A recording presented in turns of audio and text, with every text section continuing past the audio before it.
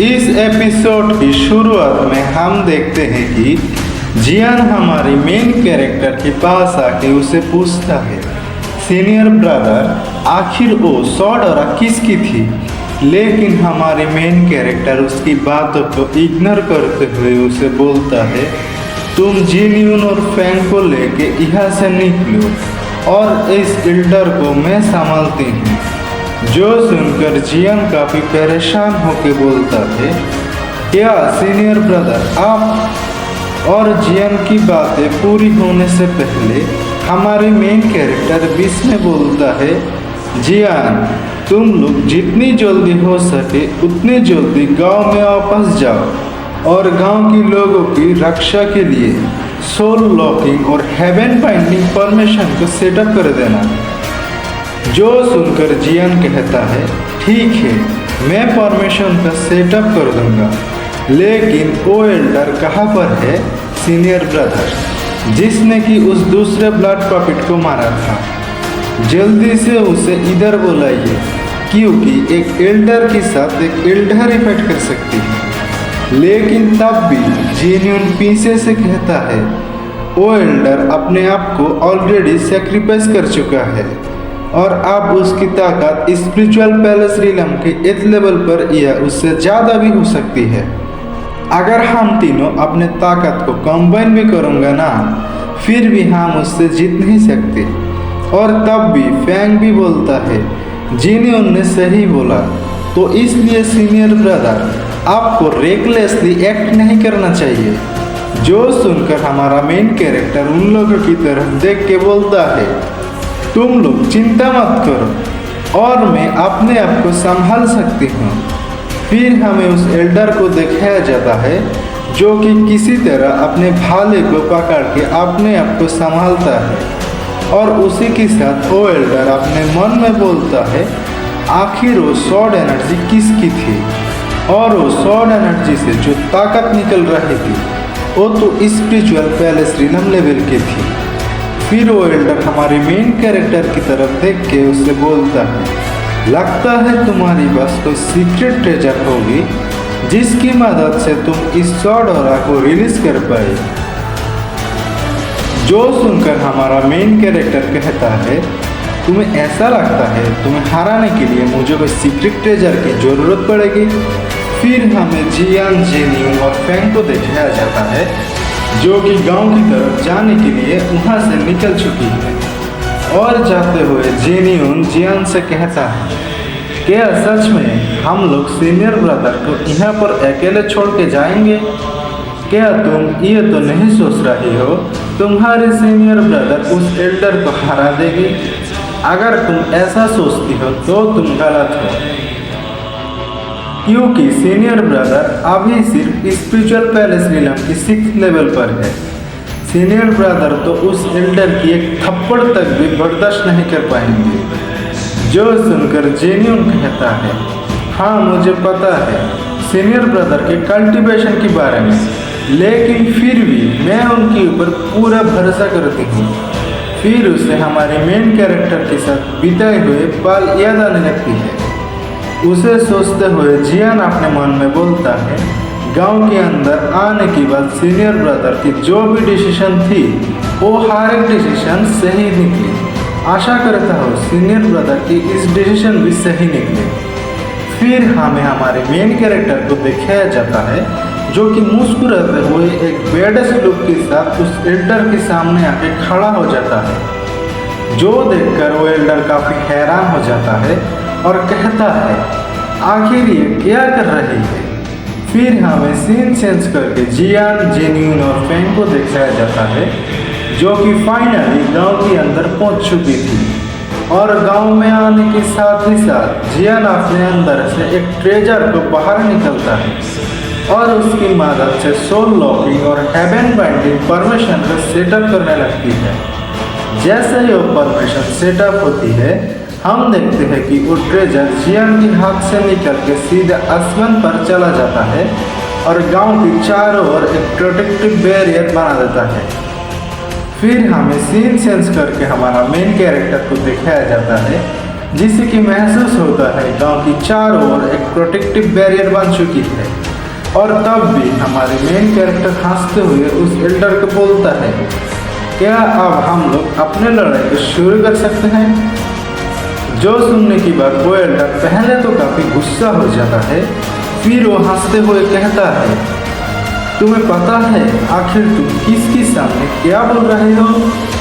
तुमने तो मेरी पूरी ताकत भी नहीं देखी।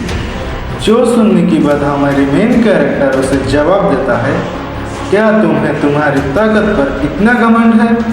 ठीक है, तुम अपनी ताकत को बाहर निकालो, देखते हैं आखिर तुम्हारे अंदर कितनी जोर है। और हाँ, इस बार अपनी पूरी ताकत का इस्तेमाल करना, नहीं तो बाद में तुम्हें पछताना पड़ेगा। जिसे सुनने की बात वो एल्डर गुस्से में अपने दांत को पीसते हुए बोलता है, तुम्हारी इतनी हिम्मत? यह बोलने की बात वो एल्डर अपने भाले को ऊपर उठाते हुए एक अटैक जिसका नाम है ब्लड हालब्रेड स्ट्राइक उसे प्रिपेयर करके हमारे मेन कैरेक्टर के ऊपर चार्ज कर देता है। और वो हमला इतना ज़्यादा ताकतवर था कि उस हमले की चपेट में जो भी चीज़ आ रही थी वो पलक झपकने से पहले धूल में बदल जा रही थी। और तब भी वो एल्डर मुस्कुराते हुए बोलता है, अब तुम्हें मेरी इस अटैक से कौन बचाएगा? लेकिन हमें हमारे मेन कैरेक्टर को दिखाया जाता है जिससे कि उस अटैक से घंटा भी कुछ फर्क नहीं पड़ा था। जो देखने के बाद वो एल्डर की आंखें बाहर आने को हो गई थी। और हमारे मेन कैरेक्टर उस एल्डर को हंसते हुए कहता है, क्या यही थी तुम्हारी पूरी ताकत? जिसे सुनने की बात वो एल्डर और भी भड़क जाती है और वो अपनी पूरी ताकत लगा के अपना सबसे ताकतवर हमला जिसका नाम डेमोनिक हेवन डिस्ट्रक्शन लाइट उसे क्रिएट करने लगती है। जिस वजह से हम देखते हैं कि उस एल्डर के आजू बाजू में काफ़ी सारे भवंडर क्रिएट हो जाता है। फिर हमें सीन चेंज करके जियान, जिन्यून और फैंग को दिखाया जाता है, जिन लोगों को भी उस हमले की ऑरा महसूस होता है। जिसे महसूस करने की बात फैंग कहता है, क्या यही है उस एल्डर की पूरी ताकत? और उसकी बगल में हमें जियान को दिखाया जाता है जो कि हमारे मेन कैरेक्टर के लिए काफ़ी परेशान होती है।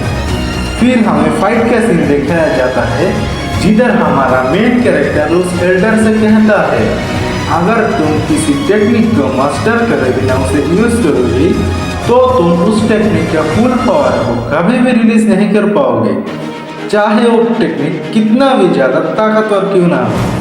इतना बोलने की बात हमारा मेन कैरेक्टर उस एल्डर के हमले के ऊपर अपना एक हमला कर देता है, जिस वजह से वो एल्डर की हमला एक ही झटके में गायब हो जाती है।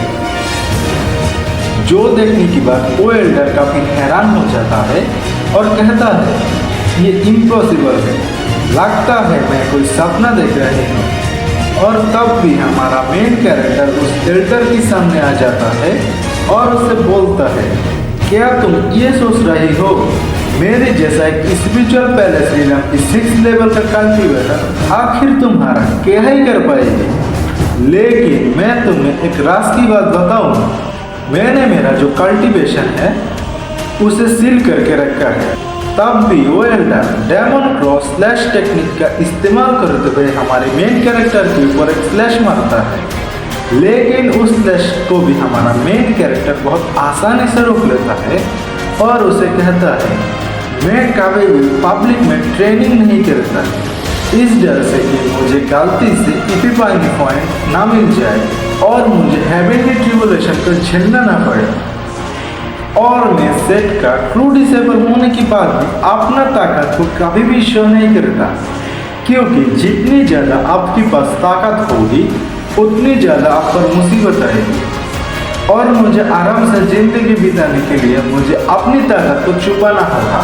इतना बोलने के बाद हमारा मेन कैरेक्टर अपने ऑरा को रिलीज कर देता है, जिसे महसूस करते उस एल्डर के रमते खड़े हो जाते हैं और वो एल्डर काफ़ी तेज़ी से भागने लगती है। और भागते हुए हमारे मेन कैरेक्टर से कहता है, तुम तो पागल हो चुके हो। और तब भी हमारा मेन कैरेक्टर उसके सामने टेलीपोर्ट होकर आ जाता है और उसे कहता है, मैंने तुम्हें यहाँ से जाने की परमिशन दी है क्या? और अचानक अपने सामने हमारे मेन कैरेक्टर को देखने के बाद वो एल्डर काफी डर जाता है। फिर हमारा मेन कैरेक्टर उस एल्डर से कहता है, तुमने ना सिर्फ मुझे डिस्टर्ब किया है, उसके साथ तुमने मेरे कंपेनियन को भी चोट पहुंचाई है, जिस वजह से मुझे टाइम से पहले काम पर आना पड़ा। लेकिन वो एल्डर हमारे मेन कैरेक्टर की बातों के ऊपर ध्यान नहीं देता और वहाँ से बहुत तेजी से भागने लगते हैं और भागते हुए हमारे मेन कैरेक्टर से कहता है, मेरी बस आने की कोशिश भी मत करना। लेकिन हमारा मेन कैरेक्टर काफी डरावनी अंदाज से कहता है, अब बहुत देर हो चुकी है। इतना कहने के बाद हमारा मेन कैरेक्टर उस एल्डर के ऊपर अपना कीनियन प्रपाउंड शॉट टेक्निक का इस्तेमाल करके उस पर अपना एक हमला कर देता है और उस हमले को अपने तरफ आते देख वो एल्डर काफी डर जाता है। लेकिन वो एल्डर कुछ समझ पाता उससे पहले ही वो हमला जाके उस एल्डर से टकरा जाते हैं और वो हमला इतना ताकतवर था कि वो हमला जैसे उस एल्डर से टकराते है और उस एल्डर की खेल वही पूरी खत्म हो जाती है। फिर हमें हमारा मेन कैरेक्टर को दिखाया जाता है जो कि साइलेंटली आसमान में ऐसे खड़ी होती है और तब भी उसकी नजर वो एल्डर की उस भाले पर जाती है। और इसी के साथ ही आज का एपिसोड यहाँ पर ही खत्म होती है। अगर आपको ये वीडियो अच्छी लगी तो वीडियो को लाइक और चैनल को सब्सक्राइब कर देना। मिलते हैं अगली वीडियो में, तब तक के लिए बाय।